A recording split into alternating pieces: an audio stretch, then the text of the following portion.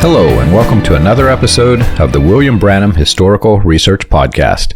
I'm your host, John Collins, the author and founder of William Branham Historical Research at william-branham.org, and with me I have my co-host, researcher, and friend, John McKinnon, the author of The Persuasive Preacher, The Gifted Prophet, and The Noble Politician. And together, we're discussing weaponized religion, how Christian identity fused with early Christian fundamentalism and politics to form the foundation for the new Apostolic Reformation. John, it's good to be back and to be recording all things Davis. And though the audience may think otherwise, you and I did not plan this. Our color coordination, we apparently have the same exact taste in shirts.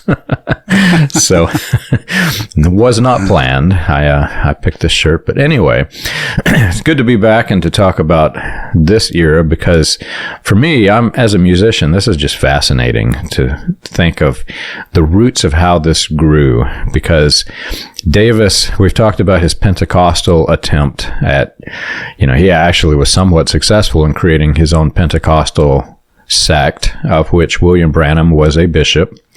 And this is coming all during the years in which it's before the UPCI was formed, but you can clearly tell that it was with the intent to merge all of this into the larger body of Pentecostals. And we see some evidence of that as we go into the late 40s, but anyway, this, it didn't take roots as far as he wanted, apparently, and he used his influence in media, which, if you think about what's happening with all of these mega churches and, the charismania, the NAR, all of these different movements, how they've leveraged entertainment to build their platforms. You can't say that Davis was the reason why they're doing it, but you can say that he definitely played a part in laying the foundation of what was to come.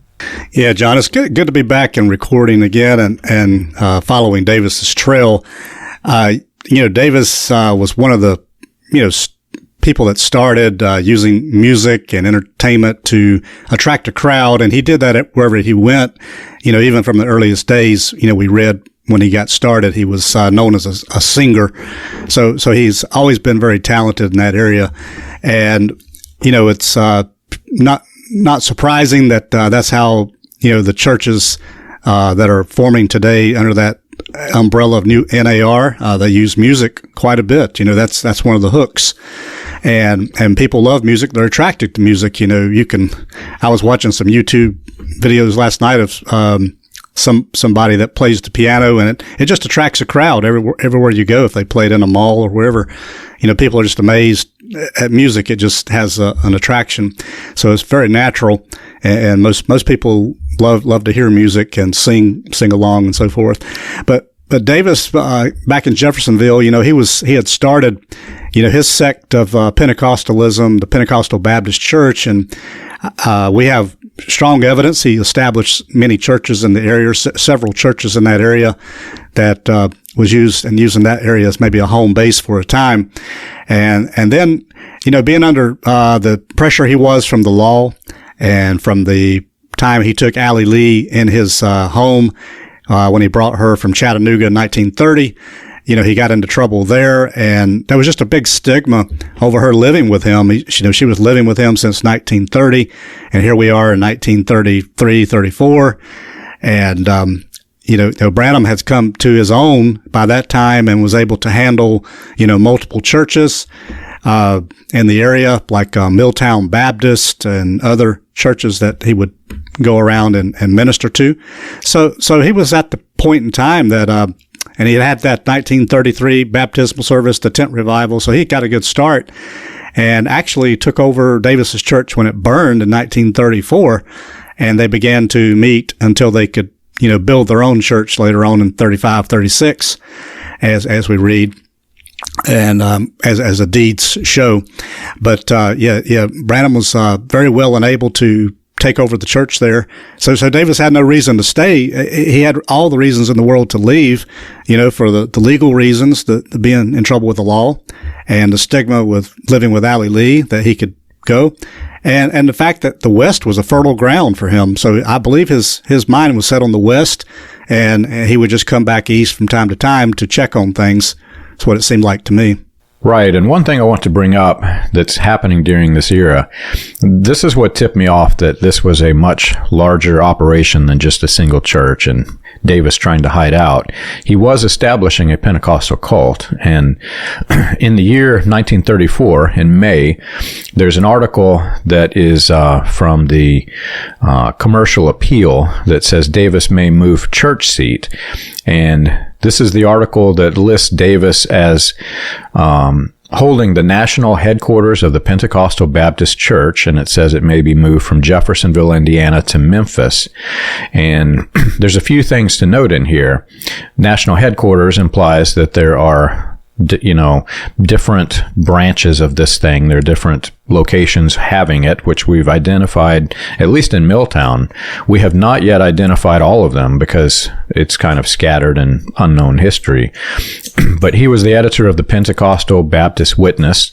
So the Pentecostal sect had created its own newsletter, which was common among all Pentecostal groups, well, many Pentecostal groups of the era.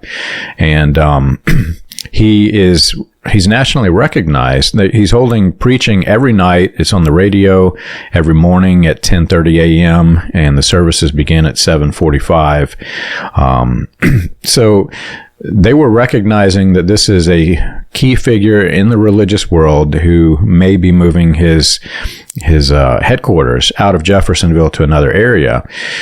It doesn't look like that happened, but had it happened, this would have put Branham much earlier than he became the head of this church. It would have put him the head at, around 1934, because Branham was, at this point, he, from all appearances, was Davis's second in command in this Pentecostal sect.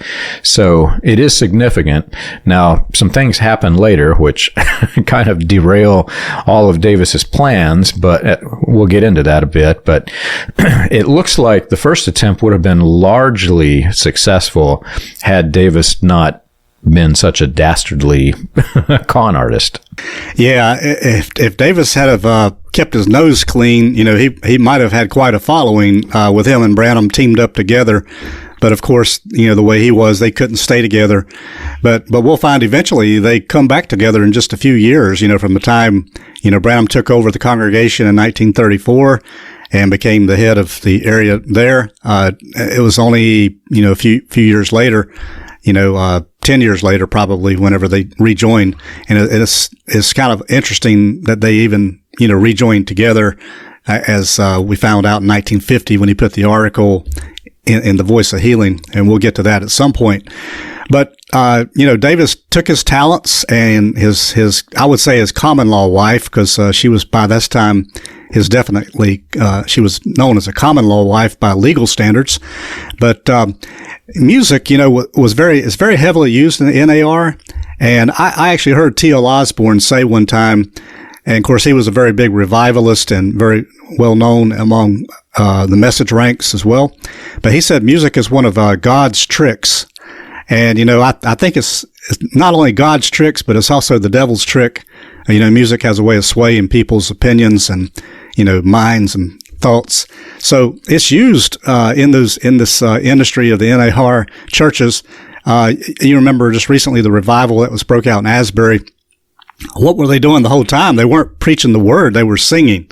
It was all about singing and worship and people really get into that. So, and that's important too, but it can't be the only thing. So, but music's used quite a bit. And of course, it appeals to the people that like the rock concert type of atmosphere in church. And they've managed to be popular, to get it to where it can be like people are used to in the world. So they gladly come to church, because they experience the same thing. But Allie Lee could sing. She was a very talented singer. And Davis was talented in singing, playing instruments. And in their advertisements, as they started touring, they became nationally known, as you said. And they also were advertised as nationally known radio singers. So they were on the radio. He was spreading his sect in that way, and he started taking to media quite a bit. But the West Coast, I believe, all the way from British Columbia, Canada, down to Oregon, because we know Lindsay was out in Portland, Oregon at the time, and all the way to Los Angeles. It was real fertile ground for the propagation of Pentecost churches and Christian identity. And there was a lot of concentration of that thought out there in the West Coast.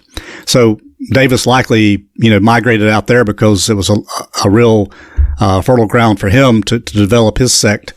But Allie Lee had been living with him for about 5 years now, and he still passed her off as his daughter, even though during this time, during their radio appearances or during their tour as the team called Jack and Granny. Another interesting thing, while Branham stayed back in Jeffersonville, he pastored more than one church in the area. He wasn't only the pastor of the Branham Tabernacle, which was Davis's congregation, but he was also pastor of the Milltown Baptist Church nearly all the way to 1951 when he became nationally known. After his tour to South Africa, he became so well known, I guess he had no longer had time to be called the pastor there, but I have it on tape where he was saying he was pastor on tape in 1951. And he found that he could sway audiences. By this time, he had come into his own, but he could stretch stories and just tell outright untruths or lies while being on the road, because people couldn't verify the story a lot of times. But we do find out that he gets caught on a few of these lies in the newspapers back home, because people are trying to check this out, early on. But he did this just to boost people's beliefs in him as being a man of God with power and being able to do miraculous things. And the early sermons, if you go back to the 1947 sermons we have, and I'm sure there's much earlier sermons somewhere, maybe in the vault, that's not been released, but these have a lot of clues. And that's what I've been focusing on a lot, is the early sermons, 1947. But he mentions in Faith is the Substance in 47, he said, I was at my church, the Milltown Baptist Church, where I went to hold a revival. So there's a statement that I was at my church, the Milltown Baptist Church. And he said, many of you seen the little book called Jesus Christ, Same Yesterday, Today, and Forever. Well, that little book has been hid for a very long time. I think when I read that quote years ago, I wanted to find that book because I wanted to read it. I want to read all things Branham. So I looked for it. It's been hid. Voice of God didn't have it. And I'm so glad that in your work, John, that you were able to find a copy. I think it was published on the internet at some point, so I was able to read it. And back then, I didn't read it with a discerning thought. I was reading it under the auspices of the Message, so I didn't really look at it critically. And it really contradicts his angel story and the start of his healing ministry by the dates in there and by what he says and how his healing ministry came to him. I mean, he says it came to him in the 1930s. And so that little booklet, of course, has to be hid because the truth, would come out and we would be seeing a different side of this. But it's good that they've published it by now. But as he's talking here in this sermon, he says, no one believes me. He said, no one even raised from the dead. They don't believe it. And he says, by the way, a man that laid in the morgue pronounced dead by 3 doctors. I went in to where he was at. He's driving a Pennsylvania locomotive tonight, and they still don't believe. That's true. That is true. They won't believe. So what is he saying there? He said he went into a morgue and a man was laying, if he could have been embalmed by that time, who knows? But he was pronounced dead by 3 doctors. And then he says he raised him from the dead. Now that's pretty miraculous. And him making that claim while he was out in the field, just one way. But there is an article. It was in July 23rd, 1947. This is just after this sermon that he preached where he said he raised somebody from the dead. But he was in Canada preaching and also said the same thing. He was making these claims. But somebody was from Winnipeg was asking about it, Ted Schrader, about the details of this. Can you please wire the details of whether or not this is true? What's the man's name, cause of death, name of morgue, when it happened? And they were trying to find the details of it. And the newspapers right back says, we don't know of any story like this that it ever occurred. He says, we've been reporting the news for 75 years and something of this magnitude would have surely been known and we would have definitely reported on this. So it's pretty obvious that this was a made-up story. Now, the minister, he just got started out. Why would he be telling these big lies starting out in his ministry? It just shows you that, he's out for some obvious reason to boost his own, boost his own popularity, it sounds like. Yeah, it does. He's going around like the snake oil salesman in the old westerns, making these boisterous claims. And back then, people didn't have really any way to verify those claims. They just had to take the man at his word. And unlike the snake oil salesman, this is a man who is claiming to be a Christian. And so they were more likely to agree with whatever it was that he said. They thought, why would a Christian lie? And this turned into such a big deal. Another thing I want to focus on, you mentioned the cult had not originally published that article. It's interesting that I'm finding this is common among all cults. They like to conceal all of the critical information. And the pattern is, if they can hide it, they will. But when it becomes exposed, like you also said, somebody told me that they had started publishing this document now. It totally undermines the entire history of Branham that has been, I grew up with this history. We all said that he started his ministry because an angel came in either 1947 or 1948.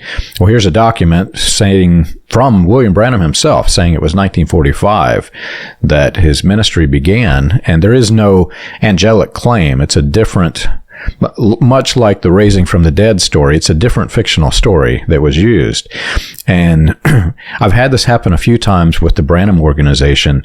Something that has been concealed, as soon as I give it some attention, then magically it appears and they start selling it. Or one in the case of the Jim Jones, and somewhere you can go back in their history of their edits and you can see this. But I began working with the Jonestown Foundation and discovered that there wasn't just one single instance of William Branham with Jim Jones. There was an entire campaign series, and somebody had misfiled the Jones episodes or the Jones sermons into a different year.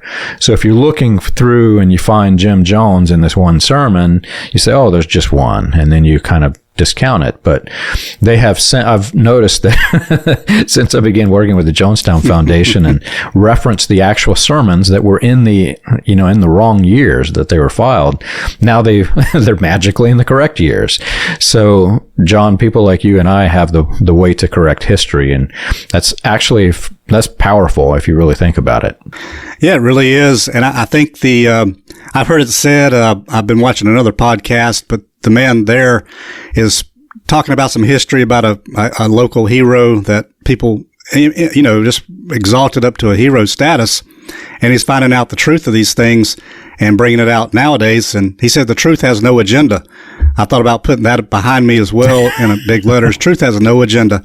And he's right. When you just want to tell the truth, you have no reason otherwise. Just tell the truth, and that's very important. I believe what we're doing, because it's going to hopefully help people start critically thinking about these things. Because many people's never encountered this data, and it just contradicts everything in their mind, how they've been brainwashed into thinking some of these things are true when they're really not.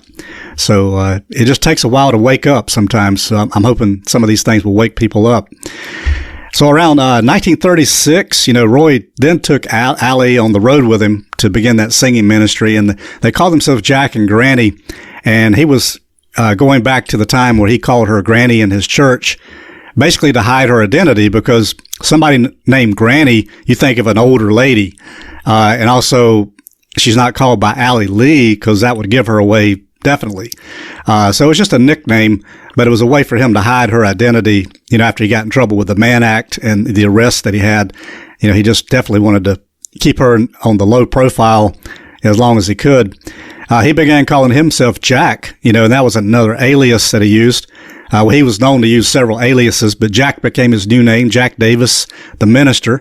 That was prevented people from talking about him as he went through the country as Roy Davis, because everybody was familiar with Roy Davis in Oklahoma and Texas where he was from, and they had gotten to know his reputation. So Jack became a new name for him. The people didn't know him, and it was just to hide his past. And so he called Allie his daughter, so he was able to hide the fact that she was really his live-in wife, but he called her his daughter because of their obvious age differences.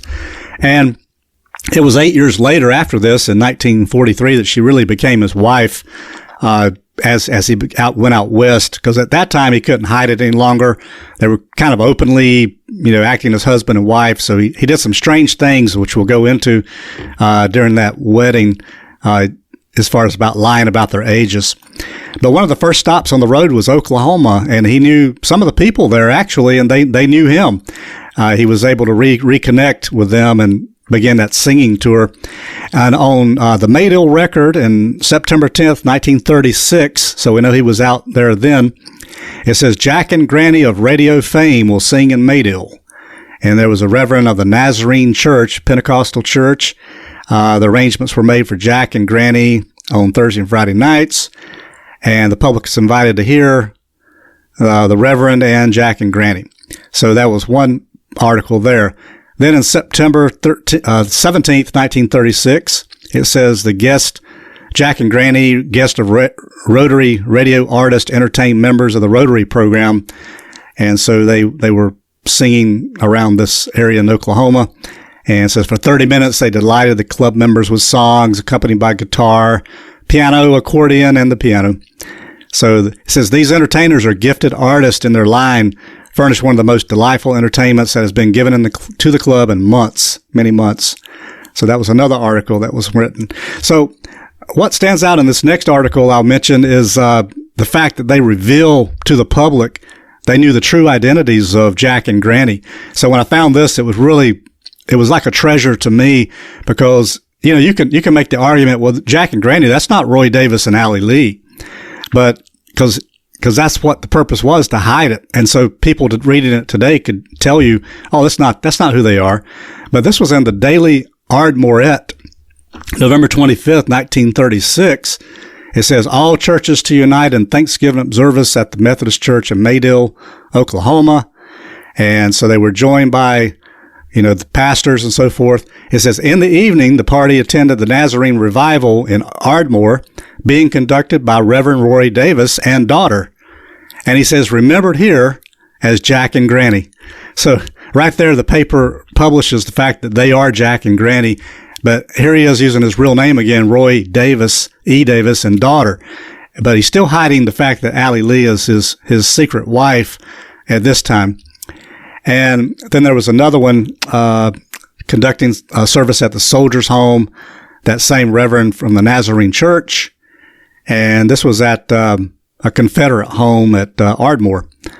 And Roy E. Davis and daughter, they will be remembered here to the citizens here as Jack and Granny. Again, they reveal their identities there. So then finally they published their picture in the Big Pasture News on December 3rd, 1936. So they were very busy in 1936. And they basically put their picture, Roy Davis and Allie Lee, as Jack and Granny.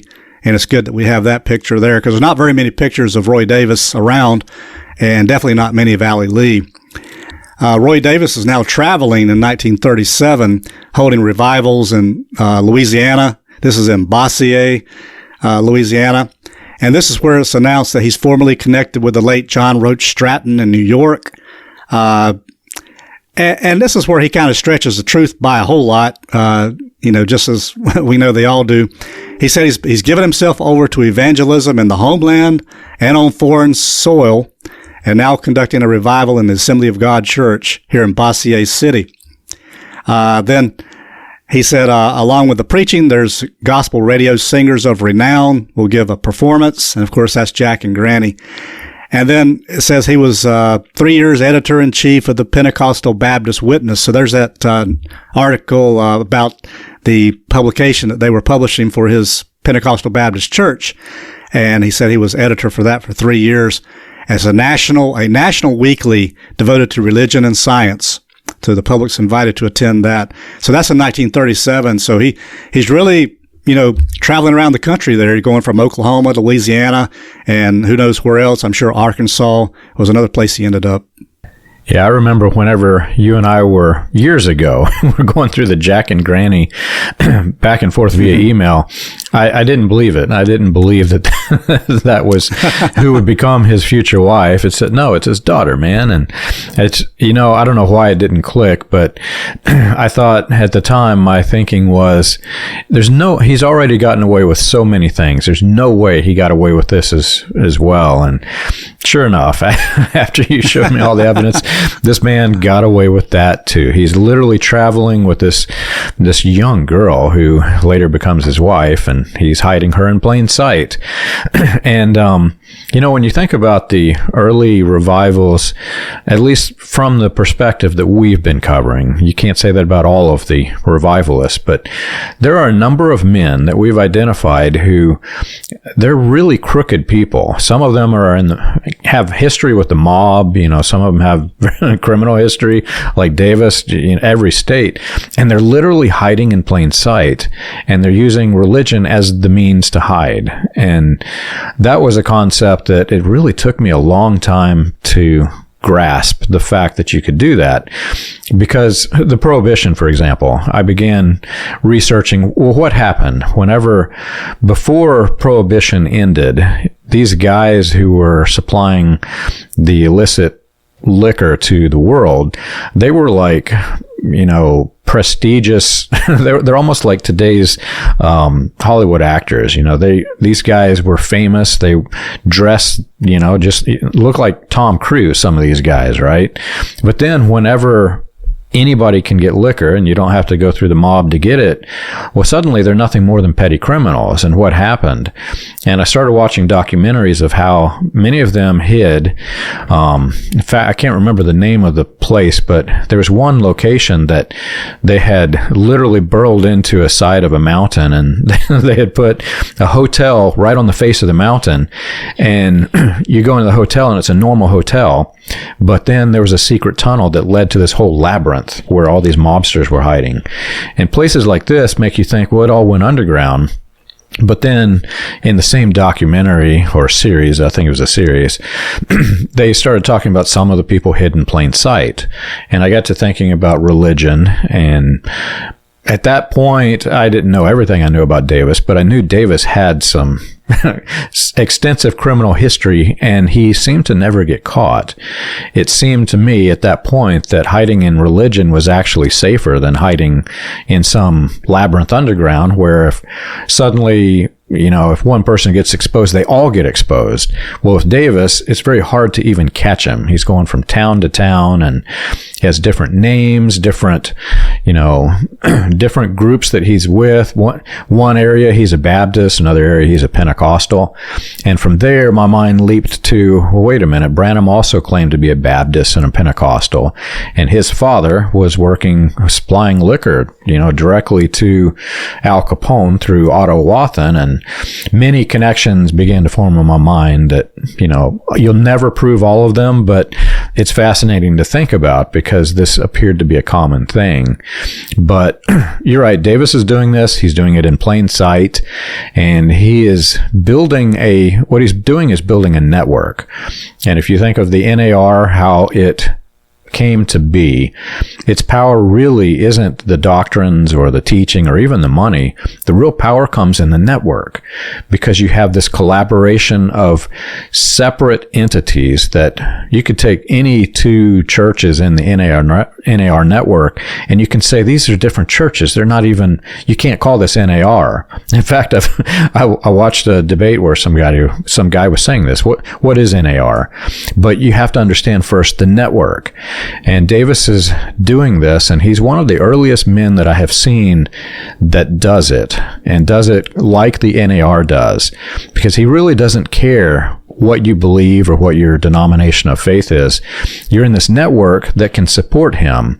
And then as he's touring from town to town, his fame feeds the network. And so this was an elaborate scheme concocted by Davis that very, very similarly relates to what we see today. Have you ever wondered how the Pentecostal movement started? or how the progression of modern Pentecostalism transitioned through the latter rain, charismatic, and other fringe movements into the new Apostolic Reformation?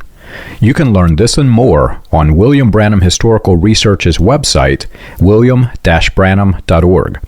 On the books page of the website, you can find the compiled research of John Collins, Charles Paisley, Stephen Montgomery, John McKinnon, and others, with links to the paper, audio, and digital versions of each book. You can also find resources and documentation on various people and topics related to those movements. If you want to contribute to the cause, you can support the podcast by clicking the Contribute button at the top. And as always, be sure to like and subscribe to the audio or video version that you're listening to or watching. On behalf of William Branham Historical Research, we want to thank you for your support. It's kind of funny that you mentioned, Roy was always very hard to catch because he used so many different names. He used Lon Davis a long time ago back in Georgia. Now he's using Jack Davis, and once in a while his name will appear as Roy Davis in the papers, but he's just trying to hide. And hiding in plain sight, using religion just seems to be, like you said, the best way to, keep yourself out of trouble. And why under the table, behind the scenes, you're doing all this other, evil activity. So it is a way that it kind of pulls the wool over people's eyes to say you're a good man, but you can kind of do what you want to behind the scenes. And you see that a lot in the ministers that has risen up today. Behind the scenes, they're actually a different person than they are presenting before the public as a minister. They've done some things, maybe that would disqualify them to be a minister. And we're seeing some of them stepping down today. If the ones that do step down after doing things that really would disqualify them, probably the most, you could probably, just applaud them for that. But those that, step down for a week or two and then come right back, and start ministering again, those you have to really question. Is their repentance really genuine? So Roy was really hard to catch here in these times, but I think we'll find out here in a few years he almost gets his due, from the law, and he almost gets to serve his time that he really deserves to spend in jail. But the network is very important. I think years ago, back when I was in college, we talked a lot about, churches coming together, in the world I was in, about how to get the churches all together because they're all different doctrinally. You can't ever agree on it. So a person made a statement to me one time, we'll never be one doctrinally, but we'll be one, spiritually, I guess. But I think it's more about being one in their goals, because look at the kind of people that's in these organizations, but they still come together and they cover for one another, and they all have secrets to hide. Some do have some more secrets than others, but they all cover for one another because the end goal is what they're all after, which is the dominion, taking over, the nations and ruling the nations, supposedly as manifest sons of God, as this hierarchy structure they've got, bringing back the apostolic apostles, prophets, and so forth to rule. And they feel like that's going to be their destiny, is to rule the nations. So we see that, doctrinally doesn't really matter. Doctrine doesn't matter to them. It's all about our end goal. As long as you're on the train for the end goal, you're in. So that's how it works. So he travels all around, Davis does, and he ends up back in Jeffersonville because evidently he had been going back and forth because there's a dispute with him about the revival that he had there. This was 1937. The Volunteers of America had a dispute over him over something petty. It was a piano and maybe a pulpit that they were disputing over. It was the Major Olray and Reverend Davis in this New Albany dispute. And so, he had to come back for that, complaint against him, because they probably stole the piano and the pulpit. For what reasons, I don't know, because that's so petty. And then by 1939, Davis gets in trouble again with the courts over an automobile he took out of state, which was not paid for and belonged to another person. So they had a mortgage on it, they said. And also he jumped bond from Arkansas, came back to Jeffersonville, where he was extradited back. So really him coming back to Jeffersonville was probably to get away from the law, but he was extradited back. They actually had an order for him to do that. It was signed by the governor. This was in 1939 in January in the Cincinnati Enquirer. So he said Governor Chandler signed that as officers from Arkansas appear with Indiana warrant to pick up Davis. So he ordered that extradition from Louisville to Hot Springs, Arkansas, to face a charge of removing from that state an automobile on which a Mrs. Kate Gay held a mortgage. So he was starting to get catch up with him about his doings. And also in the same article, Davis said, Davis is kind of strange. He must have been involved in some pretty crooked things, because in the same article, it says Davis and Mrs. Gay Mrs. Gay had permitted him to take the car out of Arkansas, and charged that those in control, whoever they were in quotes, at Hot Springs sought his return because of his participation in the investigation of a murder case. And he says even this, I won't live if I go back, he declared at the hearing. He says, I believe I'll be ambushed. Davis said he lived in Jeffersonville since last November and had preached at Louisville. So see, this was in 1939. So he must have come back in 38 and had lived in Jeffersonville a year there after his singing tour, in Oklahoma. So he must have been building up his organization there. So it's kind of strange. Branham by this time was, pastor of a solid church there. Davis had no church in Jeffersonville, but he came back. So obviously they were probably connected again together right there. I'm sure they were. I'm sure he reconnected with Branham, and we just don't know about it. We don't have any evidence in the papers about it. But it also mentions in this article, it says his daughter, who he described as a radio performer, was present at the hearing. So we see that's Allie Lee. They don't mention the name of the girl, but it was a radio performer. So we do know that Jack and Granny were radio performers, and so we know that's exactly who that is. So sometime between 39 and 41, Davis does get to serve some time in a real prison, probably at least to 1941, 42, because he did fill out a draft card. I do have a copy of a draft card in 1941. Now, it's kind of interesting that, why did he fill out a draft card? He's already pretty old by this time. But there was a such thing called an old man's draft for the World War II. Not only were there the young servicemen that were from 18 to 24 years old that were being drafted, but there was also the old man's draft. So they went all out during this war, and they actually drafted people that were a lot older, just in case they needed them to call them up. So he does. But it's funny that, and this is in 1941 or so, he mentions his addresses in California. So he has moved within a couple of years from Jeffersonville. He may have served some time in prison and then moved all the way out to California. So he's definitely on the move. That's probably after his release from prison. And Allie Lee is on his draft card. She's listed on there as somebody to notify in case of an emergency, and at the same address. So they're both living together. We know that. They were still not married at this time. That's a very key crucial thing as you're studying, the history of this, is that they were not married until 1943 in January, but she's listed as living with him on this draft card. It was 2 years later that they got married, but that's after they've been living together for 13 years, and by the time they got married, they lied about their ages. And so he was spending some time in prison, and Allie Lee stayed with him. During that time, she didn't leave him, obviously. But when they went down to Mexico, Davis was 54 by this time, and Allie was 29, 1943 in January. And they actually went down to Mexico to get married. I guess it was, again, to hide. If they do it in Mexico, the people in America won't be able to get those documents. And when I came across this was amazing. I had to go into Ancestry.com and actually sign up for getting documents out of the country. When I found out he was married in Mexico, and I came across that, I said, well, I've got to get this document. So I signed up to get worldwide documents, and it was so great that I got it was all in Spanish, but I got their actual wedding document where they were married in Mexico.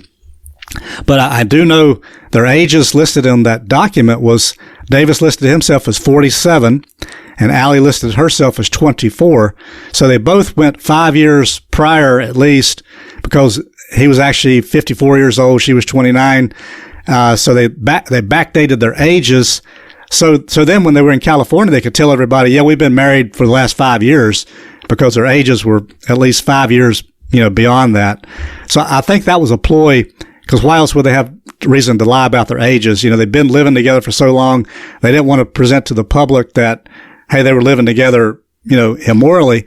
So they lied about those ages for that reason, I believe. He lists his current status as divorced on that, and his birthplace, Omaha, Texas. Allie listed herself as single. Her birthplace is Dalton, Georgia. So once that wedding was official, they no longer had to hide under that banner of Jack and Granny, although they used it at times while they were in California. But they no longer had to hide. They could come out and say, we're now married, and we've been married for several years, and nobody would know the difference. So then you can talk more about the prison sentence, John, because I'm not as familiar with that, but I think I traced it down in my book, but I definitely think you know more about that than I do. One thing I want to circle back to, I've actually never published this, and you and I have never said it, so it'll be maybe news to you. I don't know if you've caught it, but you mentioned that there was a theft of a piano. And I remember when it was, I think it was searchingforvindication.com is the one that first found that article. So William Branham, the church that he attended, apparently had a stolen piano. And I should say that differently. The church that he was a bishop of, he was literally the second in command. Their piano was a stolen piano. And it talks about Davis getting in trouble. It was Davis that was behind the theft, apparently. But there were some names in it that I didn't catch it until years later. But it mentions that the volunteers were represented by Thomas Cahill, a Louisville attorney. And it mentioned some names, Charles R. Turner and Captain W.O. Ulray. And so you've got Davis, who's leading all of these, white supremacy sects. And now we're getting into the years where Christian identity is actually forming. So Davis is a key figure in a movement that eventually would tightly collaborate with Christian identity because many of the premises were very much aligned. And so you picture Davis and all of his organizations as the bad guy. Well, now you got the volunteers who are rising up against Davis and, hey, this guy stole a piano. Let's take the bad guy. Let's, do whatever we can to get the people their piano back. Well, this is widespread. You have the forces of good rising against the forces of evil. And Ulray comes into play years later.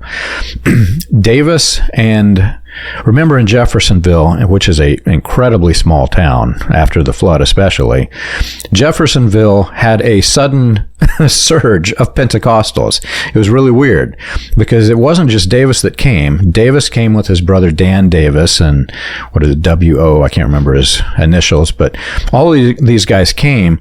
Well, Dan Davis started a Pentecostal church that was literally just a few blocks away from Davis's church.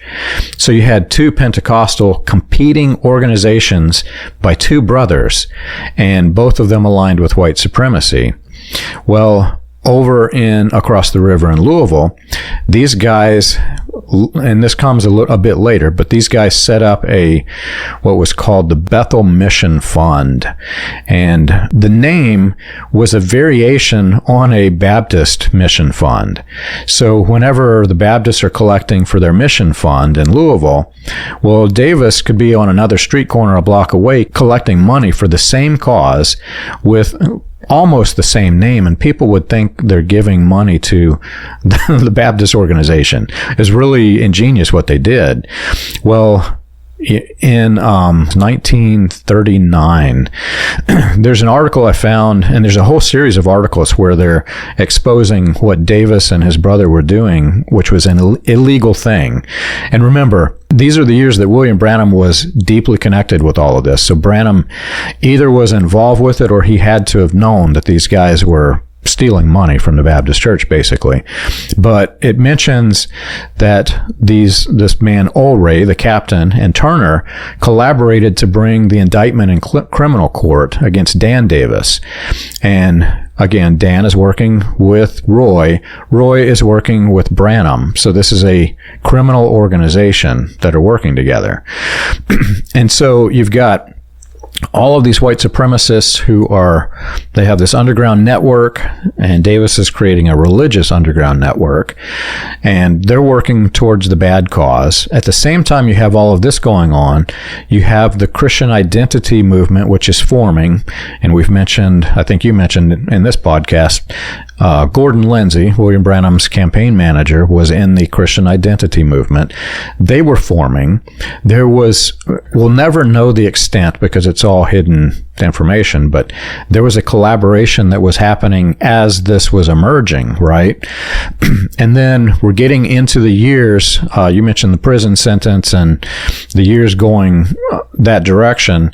Well, now you're getting into the years where the Nazi sympathizers, or what would become the Nazis, the German sympathizers, were also getting in this weird mix, because you have the Night of the Broken Glass, I think it's 1939, November. You have already the Anglo-Saxon Federation, the one that Gordon Lindsay was in. It was forming, and they were creating the anti-Jewish sentiment, which the white supremacists had the anti-black agenda. So now those two agendas were forming, and they were forming this partnership. We had people like Captain Olroy, who is trying to bring all of this down. So there's a lot of moving pieces here as all of this is progressing. But like you said, Davis does get caught. He goes to prison, and probably not going to talk much about the prison. You can go see the prison record up here. But what that did was, in the grand scheme of things, what that did was it set William Branham up to where he could have a greater power play in this movement that Davis had created. Up until the point of his conviction and his prison sentence, Branham was he was the second in command. He was a leader of the Milltown Baptist Church. I suspect, and Charles and I kind of agree on this, we think that there were others beyond just Milltown. There appear to be more. So Branham is a key figure. He's a bishop who's leading multiple churches at the same time that Davis is growing this Pentecostal organization, whose headquarters is in Jeffersonville. Davis goes to prison. Well, then everything goes in disarray. Suddenly there's a power grab for the church. And for a period of time, according to the newspapers, the church that Davis planted was actually ran by somebody else. I think at that time Branham must have been in Milltown. We don't know yet. But whatever happens, that guy gets ran out of town. The church burns, and Branham takes over. Basically, the population of Davis's church transitions to what became the Billy Branham Pentecostal Tabernacle. And the name and its formation suggests that because Davis is now taken out of the picture, he's gone to prison. We don't know if Davis is coming back. Now Branham rises to the top of the organization. And the organization shifts and changes its name. I think the latest I have seen the organization used was I think it was 1951, William Branham says he's holding a Pentecostal Baptist revival, which that is the organization that Davis created. So this is during latter rain. As William Branham is a latter rain minister, he's still heading this organization. So Davis's prison sentence actually created the scenario where Branham could rise to the top. And then once he's at the top, as we'll get into this, it gets a little funny because Davis comes back on the scene, and now Davis wants it all back. Well, Branham's, he's grown so big himself that what do you do? And I don't think Davis ever got control of what he created. Yeah, that's an interesting take on that too, and I think the picture you're painting there is very much what reality was. Going back, I do know Davis used churches' names. If the church he was using in Nashville had a name, I don't remember what the name of it was, but he was using part of that name to call himself by that church name, which was the church that had left there was renting the building to him. And then he was actually called out in the newspapers for using the name because he was collecting funds and having revivals. And the people in the town thought it was under the auspices of the other church. So he was very sneaky in that. And they did the same thing up in Louisville. When that Bethel mission, they were collecting funds under the name Bethel. And so that was another dispute. And so they were very sneaky in how they did that. And like you said, the Christian identity was really getting a foothold and forming, and as it had migrated from the British Israelism, because this was the American version of British Israelism, became Christian identity, and Lindsay being a part of that. And you wonder sometimes, all these men, eventually came back together, even though, Davis was out of the picture and Branham was on his own.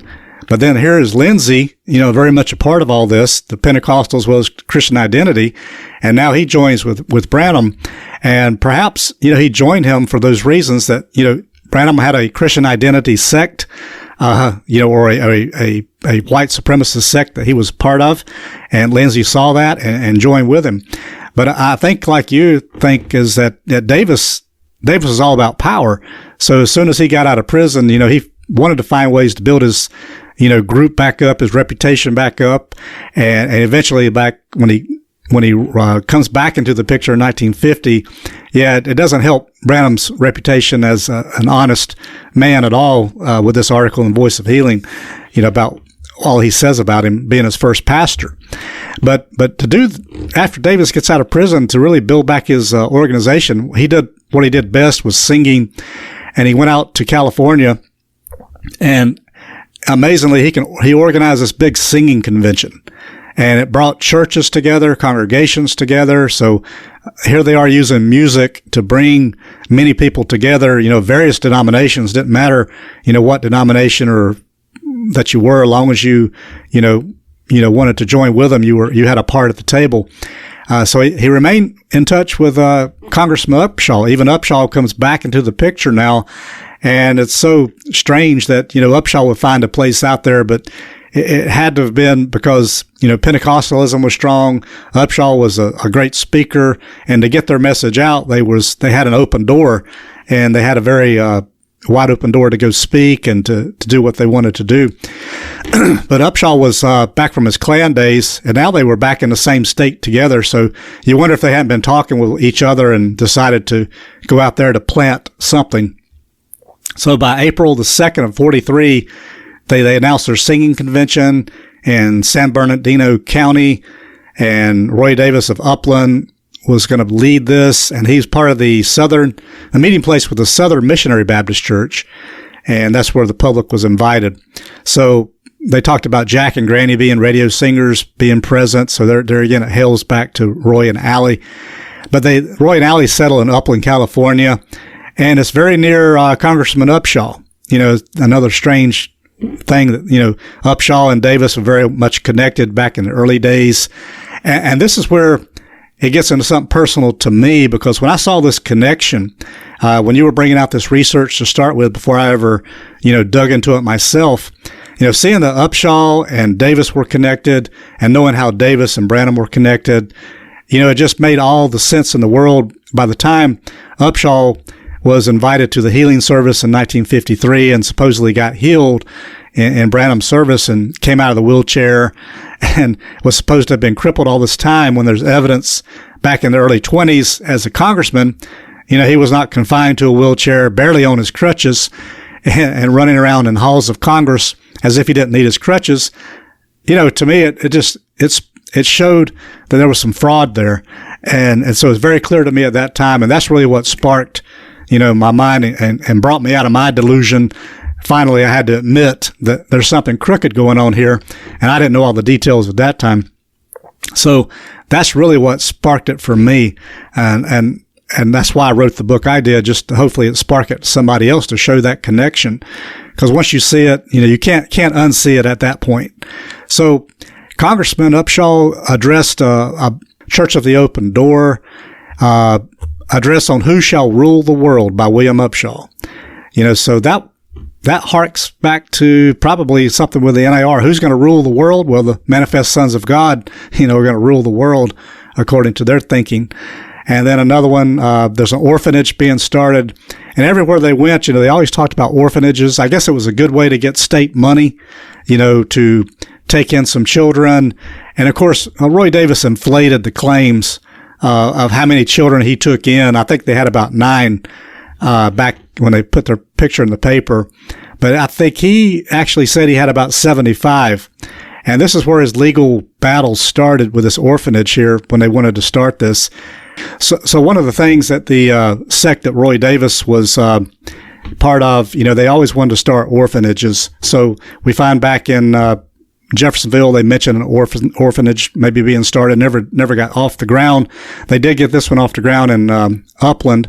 And so they started this orphanage, and they got this lady, Usher, to donate money to the cause. And there was a lot of bits and pieces here. We may not have time to go into it today, but he only took in about 9 children, and he inflated his claims to say he had 75. And at that time, the state was giving money. The federal government had a program to give money for the food, and he was actually called out on that. They actually found out he was lying about how many children he had. And Upshaw was a part of this. Upshaw was his treasurer at the time. So we'll find out that they were promoting Americanism. They were preaching in the areas, holding singing conventions, starting an orphanage, just like they tried to do elsewhere, to get that state money and to get people to donate to the cause. That was promoted. And this lady Usher was really the one that brought him down. She became kind of suspicious of Roy after she gave him money, and she gave him a lot of her life savings at the time. So we're going to find there's a lot of moving pieces there that we may go into here about Roy's and his orphanage. Picture a puzzle. You've got all of these places where the puzzle pieces connect, and we have solid connections between Angelus Temple and Christian identity. We also have Christian identity to Roy Davis and his agenda, Upshaw and his agenda. So it's not like they're directly connected, but it's a puzzle that it all fits together. So next episode, John, it's going to be so crazy interesting. We're going to try to untangle this big web that's been created. So if you've enjoyed our show and you want more information, you can check us out on the web. You can find us at william-branham.org. For more information about Roy Davis and William Branham, read The Persuasive Preacher, The Gifted Prophet, and The Noble Politician. For more information about the dark side of latter rain, read Weaponized Religion, From Latter Rain to Colonia Dignidad, available on Amazon, Kindle, and Audible.